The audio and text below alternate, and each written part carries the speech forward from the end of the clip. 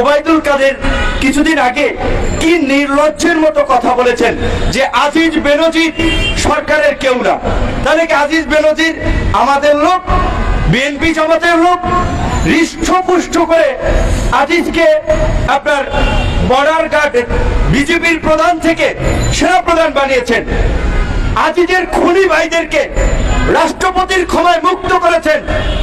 বেনজিরকে DMP commissioner থেকে আপনার বিরোধী দলকে গুম খুন করার জন্য র্যাবের প্রধান বানিয়েছেন, কসাই বানিয়েছেন, তারপরে পুলিশ প্রধান বানিয়েছেন।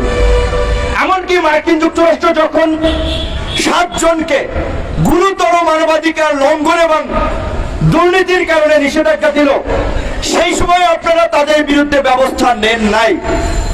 মানে ওই যে একটা গল্প আছে না, যে যার এক কান কাটা লজ্জায় সে গ্রামের মধ্যে দিয়ে হাঁটে না, কান ধরে ধরে হাঁটে, আর যার 2 কান কাটা বেহায়ার মতো কয় বাজারের মধ্যখান দিয়ে হাঁটে। আজকে মার্কিন যুক্তরাষ্ট্রের নিষেধাজ্ঞার পরেও সেনা প্রধান পদে তাকে বহাল রেখেছিলেন। আপনার নিষেধাজ্ঞার পরে পুলিশ প্রধান পদে বেনজিরকে বহাল রেখেছেন। এমনকি আল জাজিরাতে যে all the prime ministers main যে ডকুমেন্টারি হলো, যেখানে স্পষ্টভাবে দেখানো হলো আজিজ তার ক্ষমতার অপব্যবহার করে কিভাবে সেনাবাহিনীর কিছু অফিসারের মোরালিটি ধ্বংস করে তার ভাইদের পাসপোর্ট বানিয়েছেন, তারপরেও কিন্তু আজিজের বিরুদ্ধে ব্যবস্থা নেন নাই। কারণ এই জনবিচ্ছিন্ন লুটেরা ভারতীয় তাবেদার সরকার ক্ষমতায় থাকতেই বিরোধী দলের দমন পীড়নের জন্যই আজিজ বেনজিরদের মতো কসাই তৈরি করেছে। আজিজের কারণে আজকে আপনারা শুনেছেন বিএনপির আমলের এক ভদ্রলোক বিডিআর এর প্রধান ছিলেন, প্রায় টক শোতে তিনি কথা বলেন। তিনি বলেন তাদের একটা এমইউ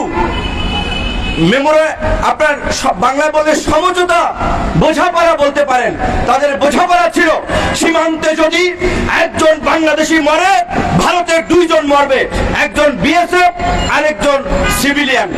এটা তাদের একটা বোঝাপড়া ছিল, যেই কারণে সেই সময় সেই বেগুনবাড়িতে ভারতীয় বিএসএফ কে গণধোলাই দিয়েছিল আমাদের বিএসএফরা।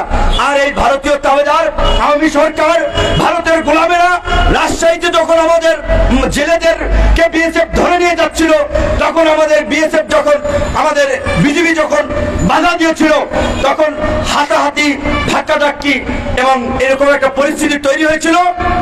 গুলি সে সময় ছুটছিল 2 পক্ষ থেকেই।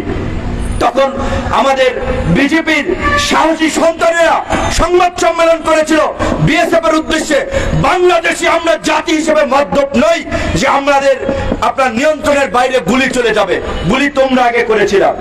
এই রকমের একটা বোল্ড কথা বলায়, একটা সাহসী উচ্চারণ করায় এই ভারতীয় তামিলনাড়ু এবং গোলাম সরকারের গোলামরা যারা ডিজিএফআই, এনএসআই, বিজেপি, পুলিশ আছে, তারা যে চাটুকারিতে গোলামি করছে তার নজির সেই সময় আমরা দেখেছিলাম। সেই সাহসী কর্মকর্তাকে বিজেপি থেকে সরিয়ে ওইখান থেকে তাকে সরিয়ে দিয়েছিল।